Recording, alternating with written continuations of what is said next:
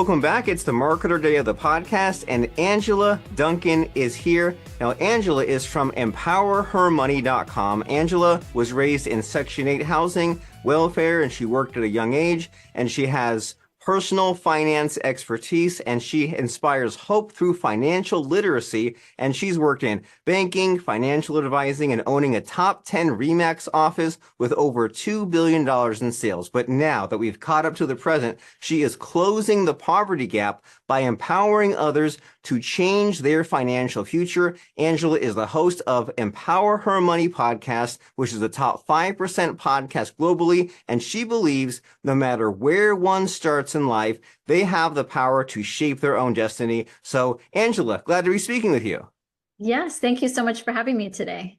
Glad to have you. And so we gave a little bit about your bio, but what just has you fired up lately? What's your passion? What's your focus? What is happening in the now? Yeah, so I always thought that I wanted to teach people about money and about investing. And what I learned is we all have a story. We all have learned something about money that we can share with other people. No matter how big or small that idea or that thought that you had, there's someone else who needs that information in this moment. And so having a podcast platform, like is the way that you can share everybody's message to a good group of people, because it is a free platform. So now we're making financial literacy accessible to those that don't have money so that they can take the time to listen and learn from other people. And that is huge. And like you said, there's so much just attached to money, right? There's the fear. It seems to be its own kind of organism, and yet you can't really like see it or touch it like you can touch bills. But as far as just the whole mess of like your bank account and your debt and your assets and the interest and your habit, it's all kind of intangible. And it seems like you never know whose advice or which angle or perspective will break through for you, right? Breaking through the fear of money or being smarter with your money strategy. And there's so much to navigate. And so in order to attack this problem, where do you think people are stuck with money these days? Do they not budget or track? Do they make dumb decisions? Just what's the starting off point, the jumping off point? Yeah, first, let's talk about your childhood, because your brain has been formed by 7, and that's where your initial money beliefs come from, is that like subconscious part of your brain. So what did your parents teach you? And how are you repeating that pattern today in your life? And sometimes when you really think back, that's where that like aha moment comes from, like, oh, my parents taught me that I didn't need this. And so today in life, I don't need money because I was taught that as a young age. And the way that we kind of transform that mindset is we change the way you think about money. Money is just a tool. Like this pen that I'm in my hand right now, right? I use this tool to write. Money is a tool that you use to exchange for something else. That's all it is. So take the emotion part of that out and just think of it as a tool that you're going to use as part of your toolbox in everyday life, and it's going to help you accomplish goals. So how do we use money to accomplish your goals? It's going to be different for each person, but thinking about what are your goals? What does that feel like when you accomplish those goals? And then thinking, how do I need to use this tool, money, to get to those goals and accomplish them?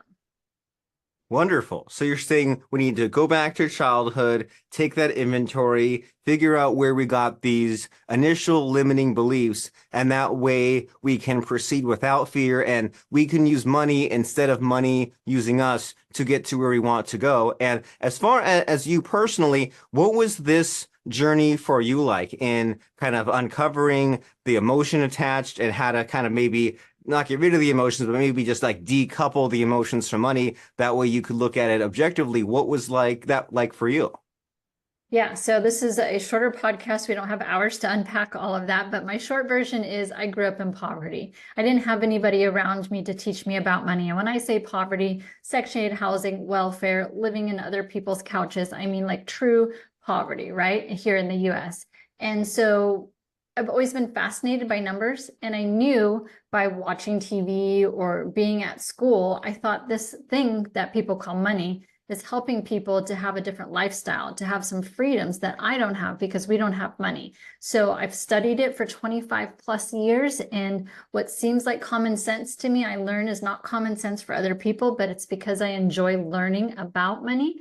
And now I want to take all of this information and help other people in a very simple way to learn about money, to teach them simple action items that they can implement in their life today without worrying about, a book that requires a dictionary just to get through those financial terms. Let's keep it simple. The more we can simplify learning about money, the more people will do it. And then you just change generations of people in front of you by changing one life.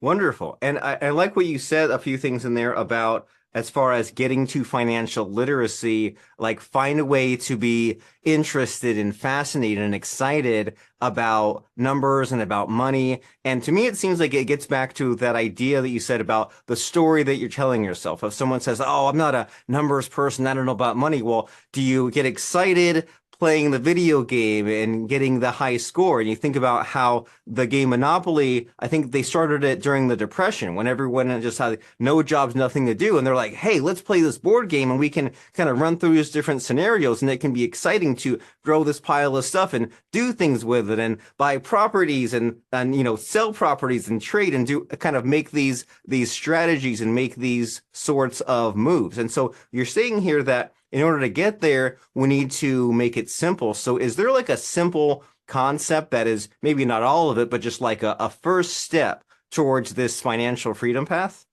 Yeah, you got to start with what are your own numbers? And a good challenge I give to your audience is to print out 3 months of statements, credit card statements and bank statements, and read it.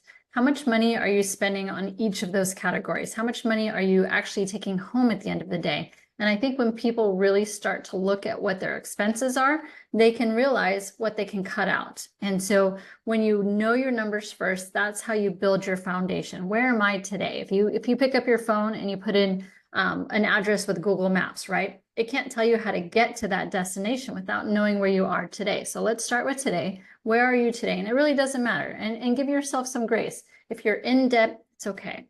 Just figure out what your starting point is today. And then let's figure out what goals that you want to have short, mid, long term. And I like to tie emotions to it. So, say, for example, you want to buy a house. Well, what does that feel like? Who's in your life in that moment? And when you tie that emotion in the heart with the brain, with the goal, you're so much more likely to accomplish that goal. But it really does start with where are you today? I like that process. And they don't teach this in school, of course, right? Just this simple idea of you print out the statement so you can look at it and look at what's going in, what's coming out, and then what are the categories. That way you can sort things and maybe improve that equation a little bit, right? And increase where you want to increase. And then I also like how you said, well, bring the emotion back in, but connect the emotion to the future and not about the regret of the past or the pain of the present. And, oh, made all these mistakes. I woulda, shoulda, coulda had done that. You say, hey, instead, do you want to be a homeowner? Do you want to live in this place? Do you want to have this better lifestyle? And then how excited will you be for that? And that way you have that goal. And now you're tapping into, all these people that have the things like the vision boards, or you have the dollar bill behind you and then the coins and things like that. And you have like these kind of visual reminders and the goal and the excitement about what is to come. And so you have this empowerment podcast and you teach these things like women's empowerment. And that has me really curious because as a man, I know not to speak to this at all, to not have any opinions, but it's also good to kind of hear about like other people's experiences and stories. So is there anything just like really messed up still in this modern day and age? Are things really messed up when it comes to women? Like you hear about like the pink tax and the shampoo's tinier and they get paid less at work. But just what is your opinion about the current state of women and money in the present? I think a lot of that is a limiting belief. I mean, yes, it's only been about 50 years that a woman could have a credit card on her own or get a loan for a house. That happened in the 70s. So it wasn't that long ago that we weren't able to even have credit by ourselves. But when we talk about things like, I don't make as much as my male counterpart, well, it's because the man is more willing to ask for the raise, even if he doesn't believe he has earned it or deserves it yet, because he feels he's going to get there. Whereas a woman thinks I have to earn it first and then ask for a raise. And then I'm not going to even ask for my full potential because I'm just scared to. So, a lot of times that gap in that income falls upon us too. So look in the mirror, figure out, how do I invest in myself? How do I get a better education? Come up with great ideas that my employer is going to see that I have value, and then ask for more. Because what are they going to say? No, you're not worth that. They're never going to say that to your face, right? So if you ask for more, the chances are you're more likely to get it than if you never asked at all. So the income gap has come a long ways, but we do still have some ways to go. But I think a lot of times it falls on the woman. She's just not asking for that raise. And so look in the mirror, take the responsibility, improve yourself. And if they can't see that value, you go somewhere else.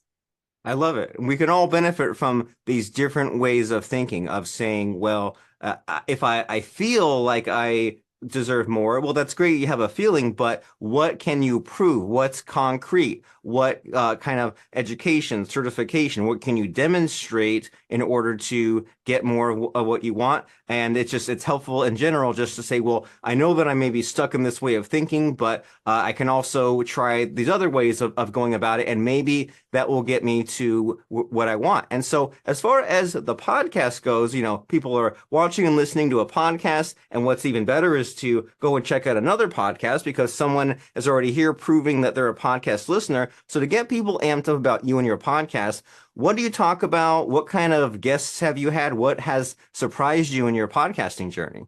Yeah, so I interview women mostly. I have had two males that I've interviewed, Tim Story and John Lee Dumas with Entrepreneurs on Fire. But what I find is, we each of us have a unique story, and I want to share that story, and I want that person to share their own experience about money and about business and give tips that they've learned so that someone that's listening can go ahead and implement that into their lives. And the reason why I focus on women, obviously I'm a woman, and I know the way that I receive information is definitely a heart-centered. And so when I have women who talk about their past and what they're doing today, it's very emotional. We are very emotionally tied to investing, to money, to, being parents and children in our businesses. And so when you can relate to someone that you're listening to, you're more likely to implement what they're teaching when you can relate to them personally.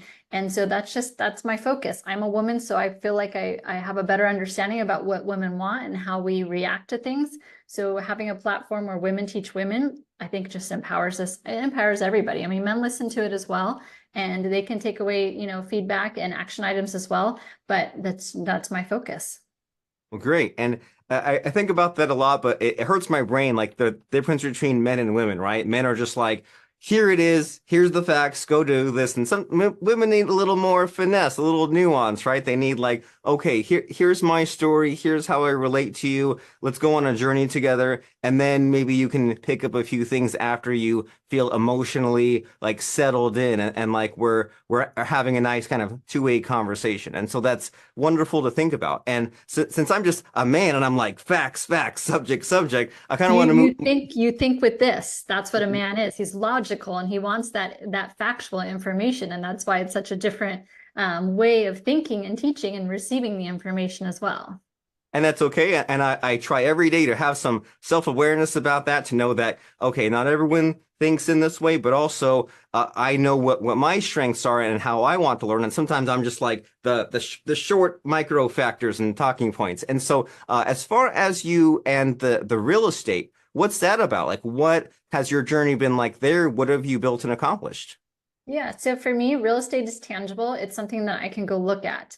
I don't understand crypto. I don't invest in it. If I don't understand something, I'm not going to invest in it. I don't understand art. I don't know much about wine or cars. So none of that to me is something that I invest in. But a house, people need to live somewhere, right? And we only have so much land available. So there's only so much land opportunities to build a house.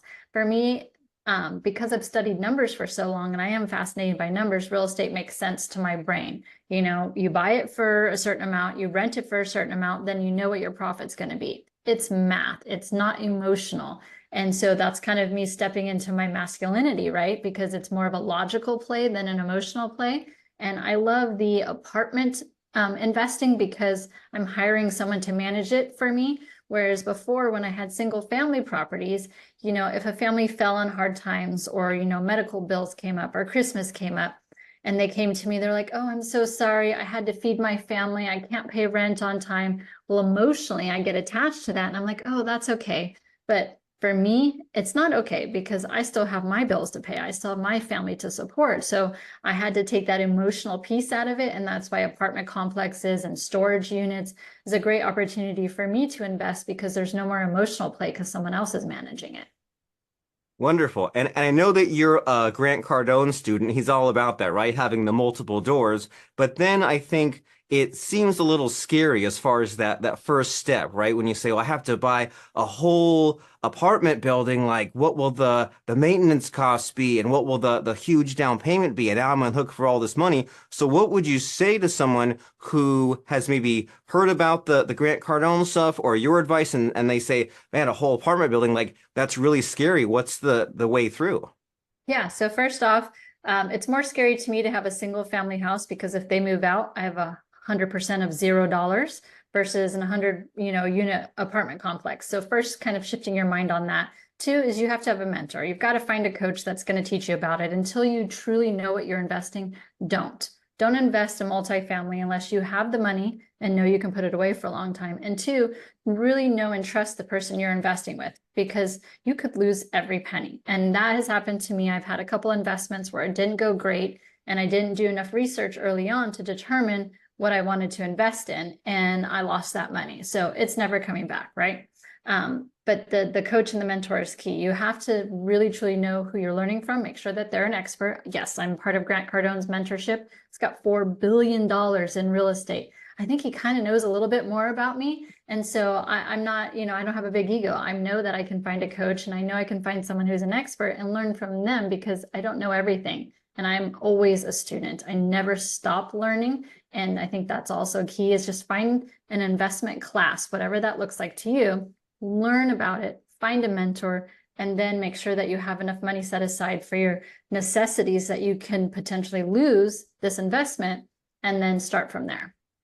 And that seems to tie back to having that healthy relationship with money, right? Of that, there's like the scarcity mindset and the abundance mindset, right? Scarcity mindset is like I have to hang on to every penny, and abundance mindset says, well, money might come and go, but cash flow is more important. And if I make a bad choice or go down a bad path and the money's gone, then you figure it out again and you make more money, and it doesn't have to just completely end you. And so this is all wonderful to think about. And, there's also a phrase I heard the other day, which was something like contextual confidence, right? If someone says, I'm not confident about that, then you might say, well, are you confident about other things? Or if you're not confident, maybe that is exactly the reason why you need to approach a coach. And when they give you advice because they know more than you, don't necessarily try to shortcut or fight them. Just like go with that advice and make these strategic moves. And like you said, also, if someone says, I'm afraid about going this path in real estate, you say, well, hey, what you thought there was the safer path might be kind of a bad road to go down. And since we're on a podcast and stories are fun and stories about things crashing and burning are fun, I know you mentioned a little tidbit about the lost money, but is there anything that you feel like sharing with us that's like a story of a past failure where you overcame and you can get us stressed out a little bit by listening to it, but it's okay because it all worked out? So what comes to mind as far as a scary failure story? Yeah, so I got my real estate license in 2007. And if anyone knows the US housing market, that was right before the downturn. Everyone's like, oh, real estate's great. Get your license. You're going to make tons of money.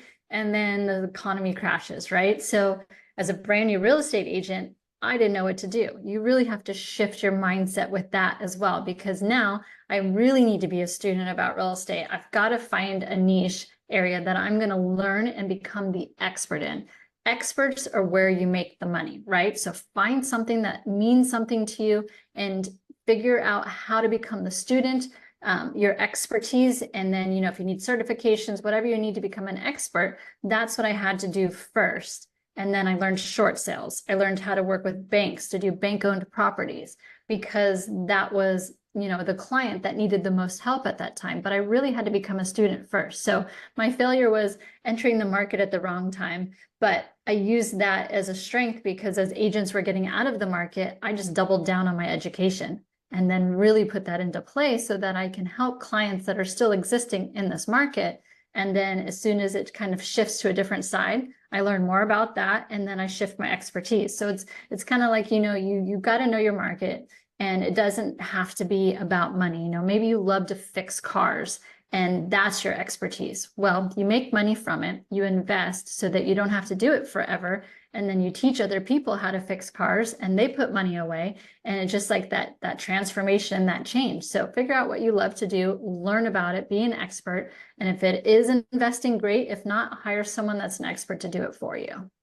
I love that. That's a wonderful and helpful path. But in order to get on that process from being like the worker and the investor and the teacher, we need to learn. We need to go back to school in a way, right? Take these different classes. And that's probably the cruel, sad irony of life and adulting is that when we were kids, we thought, I can't wait to get out of school and be done. Well, guess what? Since the internet's happened and life moves so fast, we have to learn more now than ever and be open to these new ideas and even some of these techniques that we learn in the short term, like the short sales, but then something else might be huge with real estate, and we might have to learn like the landlording or the apartment complexes or something else. So not only do we need to learn, but also we need to stay up to date and learn new things and be grateful for the new challenges that are ahead of us and so much more. So as far as the future, as far as those things to look forward to coming up, what is in store for Miss Angela Duncan? Yeah, so Empower Her Money podcast, I would love to be able to reach more people. And as far as investing, I'm in the commercial real estate space. So the next maybe 18 months with the interest rates and, the election coming up is going to be a very interesting year. So I'm paying close attention to that. I'm conservative, so I'm kind of sitting on the sideline right now. If a great opportunity comes up, I'm all about it because I've educated myself, but I'm not going to take big risks right now because the market's a little uncertain and I don't like to invest in uncertainty. Okay, but when the timing is right, when there's that opportunity, you are right there. And you are in North Florida, correct? I'm in Miami, South Florida. Okay. Oh, nice. Okay. And so as far as if someone is in that Miami area and they want to contact you for some kind of like real estate reason, like what is your flavor or what would interest you about that exact right type of person communicating with you? What kind of Yes. person is your people? Well, if they want to reach out to me and have questions, I'm always open on Instagram, Empower Her Money. If they're looking at actual real estate investing for me right now, I'm not investing in South Florida. The prices just don't make sense. So outside of there, I'm still looking at storage units, and I'm also doing some flip properties, hard money loan, meaning people who have opportunities but don't have cash available. So those are the type of opportunities that I personally am currently looking for. But I'm always open to real estate questions, and I'm happy to just jump on a quick call with someone and help them along the way. Fantastic. And what is the call to action to do that? Where's your website and what are your contact details? Yeah, so website, TikTok, Instagram, and podcast, Empower Her Money. Best place to find me. Fantastic. Empower Her Money on all those social platforms. And as we're wrapping up, winding down our conversation here, Angela, it's always fun to put my guests on the spot and ask for a quote or lesson that they really like, that can really help us. So what comes to mind as far as a fun quote or lesson? Yeah, so there's a book called The Traveler's Gift, and there's a section about be happy. So I really challenge you to change your mindset and be a positive person and learn how to be happy, because that's how we share information with the world. Fantastic. Be happy. Happiness is a choice, but it might take some work, might take some muscle to tap into that positivity, but find a way. And a good starting point for that sort of thing is by going to empowerhermoney.com and not or, but and whatever your social media platform of choices, TikTok, Instagram, whatever, go to Empower Her Money and like and subscribe and a comment and all those other things, interact. That way you train the algorithm on whichever social platform to show more of Miss Angela Duncan, Empower Her Money's content. And that way you can just be tapped in to your own wealth creation and your learning and positivity and gratitude and everything that comes with that. So that way you're not at the mercy of this thing called money. That way you can have money. That way you can make choices and have possibilities. So Angela Duncan from empowerhermoney.com. Fabulous speaking with you. Thank you. Thank you so much for tuning into Empower Her Money podcast. Hope you enjoyed this episode. Don't forget to subscribe, share this podcast, and leave a review wherever you are tuning in.